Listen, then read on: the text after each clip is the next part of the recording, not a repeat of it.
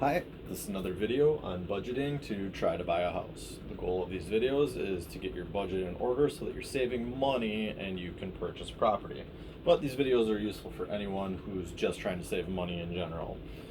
Today we're going to talk about variable expenses versus fixed expenses. So, what I'm talking about when we talk about fixed expenses are anything that you know before the month starts exactly what it's going to cost. If your rent is $1,000, that is a fixed expense. Before the first of the next month starts, you already owe that $1,000 and you owe it the next month. Therefore, if we're planning out a budget, that's the simplest way to plan because it's an amount we already know. Another example would be a car payment. If we have a car payment, it's the same exact thing every single month. Another good example is student debt. If we're making actual student loan payments and it's a fixed amount that we're paying every single month, that is a fixed expense. Another good example is credit card minimum payments. Now, many people pay above the minimum, which the goal then is to pay off the debt. Right now, when we're talking about budgeting though, I only want you to budget for your credit card minimum. After you get to the end of your budget and you have money left over, then we can decide where to place those payments. If we're trying to pay back debt, maybe it's better to pay off the car first. It's possible you have a credit card at a 0% introductory interest rate. If you have that, then you only want to make your minimum payment. And we'd want to pay off the car loan first if that's at a higher percentage interest rate, which obviously if this is at 0, that's the lowest rate. Credit cards are normally going to be the first thing you're going to pay off because normally they're at the highest interest rate, sometimes in the 20%. But it is possible that you got a credit card at a time when you had good credit and it actually has a lower interest rate than, let's say, if I took out a car loan with JD Byrider because I couldn't qualify for anything else, my car interest rate might actually be higher than my credit card debt, and therefore I want to pay off that first. We're not talking about that today. All we're talking about today is fixed costs versus variables. So again, when we're talking about fixed costs, we only want to consider the minimum here, the minimum credit card payments. At the end of your budgeting, you can then decide what to do with your money. Other good examples would be a 401k loan. Now, these are usually taken right off of your paychecks. Sometimes, in rare instances, you actually do make 401k payments. That would be a fixed cost that you're paying.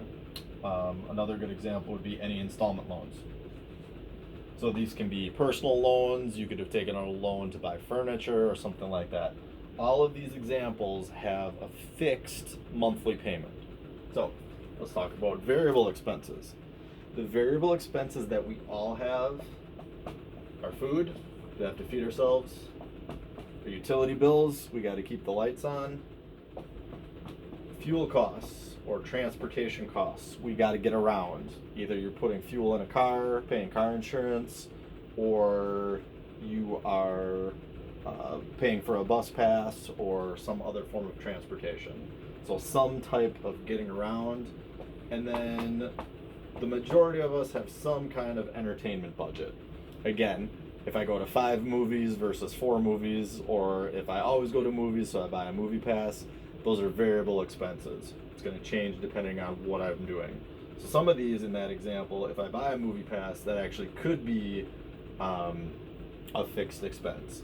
You know, if my fuel costs are 0 because I always take the bus, well then my bus pass becomes a fixed expense. So sometimes these cross over depending on your personal situation. So when you're doing your budget, we want to start with our fixed costs because we know exactly how much these are. We want to put as many things in the fixed cost category as possible. Even something like fuel. If you always drive the exact same amount and you never, vary from, your habits and your personal comings and goings, your fuel cost might be so close to a fixed item that you can put it under your fixed items.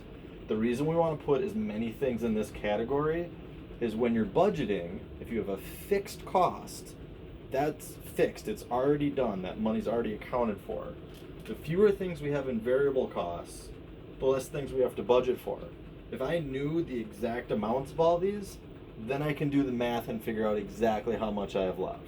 Now, the problem is we're not robots, and our food budget isn't ever going to be exactly the same. So no matter what, these are going to be variables over here. But we want to keep as few things in the variable category as possible because we want to be robotic. We want to have the same things happening every month, and that's how you create a good budget.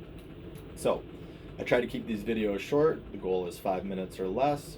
I try to keep them short so that if this doesn't make sense to you, you can watch a different video that will help you budget. The goal of all these budgets is to buy a house.